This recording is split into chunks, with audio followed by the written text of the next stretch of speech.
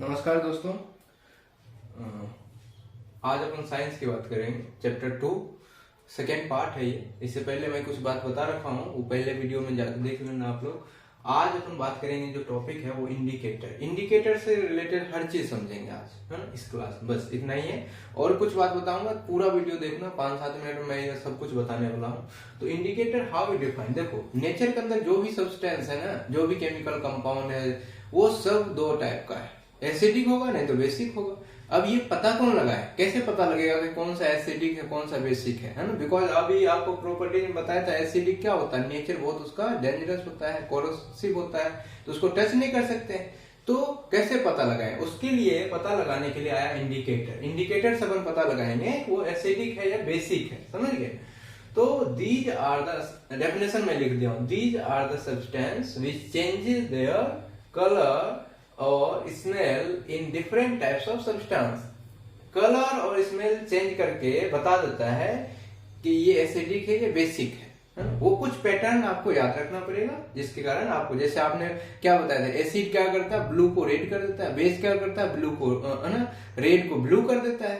तो इस तरीके से पहचान हो जाता है। अब जो आता है टाइप्स, ये 3 टाइप्स का होता है। एक्चुअली 2 ही होता है, एक उसमें भी ऐड कर दिया हूं, नेचुरल, है ना, जो नेचर से मिला उसको नेचुरल बोलेंगे, समझ गए? तो found in nature, those indicator which found in nature known as natural indicator. जैसे लिटमस, बहुत इंपॉर्टेंट है। लिटमस पेपर, है ना, अपन बनाते हैं। लिटमस पेपर जो होता है एक प्लांट से आता है, जिसका नाम क्या है, लाइकेंस। LICHENS,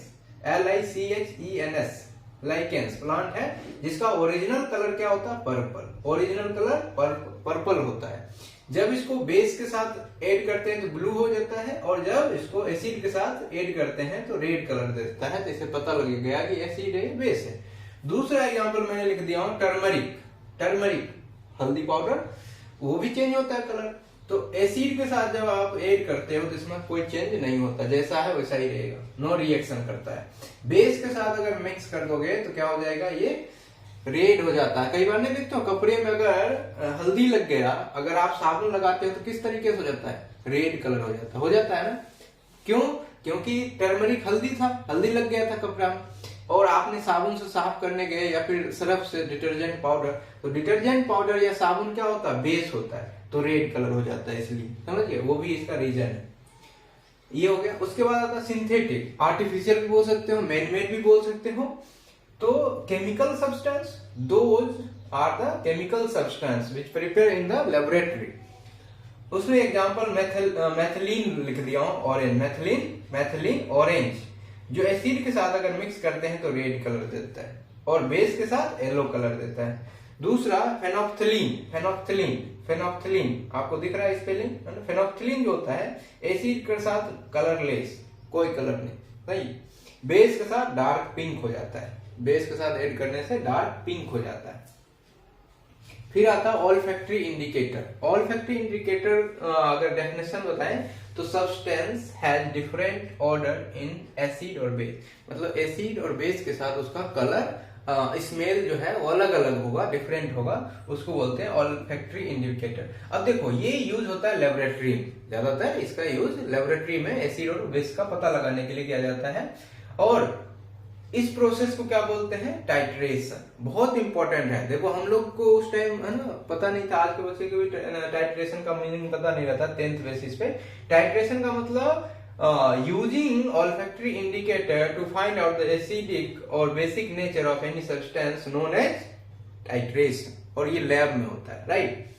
अब इसका एग्जांपल जो होता है वेनिला एसेंस एक ऑल्फैक्टरी इंडिकेटर है, जिसको अब देखो इसको क्या बोलते हैं, जो फ्लेवरिंग एजेंट बोल सकते हो, फ्लेवर वगैरह डिशेस वगैरह ना जो होता है ना, उसमें मिलाया जाता है, टेस्ट बढ़ जाता है, स्मेलिंग बहुत दूर तक जाता है, उसके लिए यूज किया जाता है। वेनिला एसेंस एसिड के साथ इसका देखो इंक्रीज कर देता है, ये एरो इंक्रीजिंग बता रहा है, और बेस के साथ नो चेंज, कोई चीज उसमें इफेक्ट नहीं करेगा। क्लोव ऑयल लौंग का तेल जो होता है वो भी एसिड के साथ इंक्रीज कर देगा, फ्लेवर बढ़ा देगा, और बेस के साथ घटा देगा, इसका जस्ट अपोजिट होता है। क्लियर है बात? उसके बाद आता है अल्कली, है ना। केमिस्ट्री के भाषा में अल्कली भी एक टॉपिक है। अल्कली क्या होता है, वो बेस होता है, जो बेस होता है ना वो वाटर सोल्यूबल नहीं होता मोस्टली, है ना। लेकिन उनमें से कुछ जो सोल्यूबल होगा वाटर में, जो वाटर में मिक्स हो जाएगा, उसको क्या बोलेंगे, अल्कली। तो those base which soluble in water known as alkali, जैसे सोडियम हाइड्रोक्साइड NaOH, समझ गए। फिर आता है डाइल्यूशन, अपना टॉपिक है डाइल्यूशन ऑफ एसिड। डाइल्यूशन का मतलब हो गया मिक्स करना, एसिड में कुछ न कुछ मिक्स करना। तो कुछ न कुछ क्या, पानी, क्योंकि पानी क्या है, यूनिवर्सल सॉल्वेंट है, सब में मिक्स हो जाता है, सबको मिला लेता है। तो वाटर मिक्स करना ही डाइल्यूशन कहलाता है। अब देखो उसमें एसिड में डाइल्यूशन बहुत इंपॉर्टेंट है। देखो दूध में पानी मिला देते हैं या फिर पानी में दूध मिला, बोलोगे सेम बात है, लेकिन इसमें दिक्कत, ऐसा नहीं।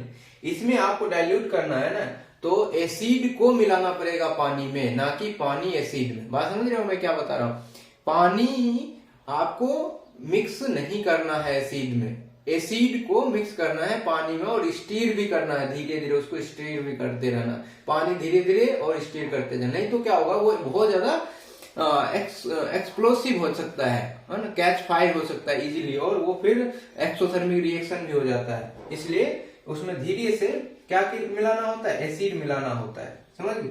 और डाइल्यूशन करेंगे तो दो टाइप का मिलेगा, एक तो डाइल्यूट होगा, डाइल्यूट का मतलब आपने पानी उसमें ज्यादा हो गया है, ज्यादा क्या हो गया, पानी हो गया है, इंक्रीज बता रहा है, और एसिड कम। कंसंट्रेटेड एसिड का मतलब है उसमें एसिड ज्यादा है और वाटर कम है, कंसंट्रेटेड एसिड का मतलब, ये बात समझ गए। तो जब भी ऐसा किया जाए तो बहुत ध्यान से करना होता है। अब देखो एसिड जो होता है ना, हमारे बहुत ऐसे चीज, बहुत सारे ऐसे फूड पार्टिकल्स है जो हम डेली खा रहे हैं, उसमें एसिड है, हमारे बॉडी के अंदर एसिड की जरूरत भी होता है। जैसे एसिटिक एसिड, इसका देखो एसिड है और ये सोर्स है। एसिटिक एसिड कहाँ, सिरका वगैरह, विनेगर नहीं होता, फूड चाइनीज फूड में ज्यादा यूज होता है। सिट्रिक एसिड जो होता है लेमन, ऑरेंज वगैरह में जो भी खट्टे चीज होते हैं। टार्टेरिक एसिड ग्रेप्स, अंगूर हो गया, टैमरिन, इमली हो गया, उसमें मिल देगा। मैलिक एसिड जो होता है एप्पल, मैलिक एसिड, देखो एप्पल, मैलिक एसिड डेली चाहिए बॉडी को। ऐसा बोला जाता है कि अगर हर व्यक्ति एक एप्पल डेली सुबह सुबह खाए तो उसको डॉक्टर के पास जाने की आवश्यकता नहीं पड़ता। Malic acid is very important for body. तो एप्पल में मैलिक एसिड पाया जाता है, लेकिन उसका बीज भी, वही याद रखना है कि उसका बीज भी नहीं खाना चाहिए। अगर ऐसा भी है कि अगर 20-25 बीज उसका खा गए ना तो आप डेथ कर जाओगे, आपका मृत्यु हो सकता है। क्यों, उसमें जहर पाया जाता है उसका बीज में। एप्पल अच्छा है लेकिन उसका बीज अच्छा नहीं है। Oxalic acid, oxalic acid tomato हो गया, गोवा हो गया, अमरूद वगैरह भी, है ना। आंख की रोशनी के लिए अमरूद बहुत जरूरी है, टोमेटो भी है, डाइजेशन के लिए ठीक है। लैक्टिक एसिड दही में पाया जाता है, और लैक्टिक एसिड जमा होने से क्या होता है, क्रैम्प होता है, मसल क्रैम्प भी होता है। फॉर्मिक एसिड जो होता है, चींटी वगैरह जो होता है ना, बी हो गया, एंट हो गया, ये सब काट लेते हैं तो पेन होता है ना, वो बिकॉज ऑफ फॉर्मिक एसिड। और फिर क्या करते हैं, नमक वगैरह डाल देते हैं। क्यों, क्योंकि एसिड डाल दिए और नमक डाल देंगे, क्या होगा, थोड़ा न्यूट्रलाइज कर देगा उसको, तो कम हो जाता है। फिर आता है ब्यूटरिक, बटर में पाया जाता है ब्यूटरिक एसिड। तो आज की क्लास में इतना ही था, और आपको कैसा लगा बताइए, है ना। अगले क्लास में अपन बात करेंगे chemical properties of acid and base. तब तक के लिए नमस्कार।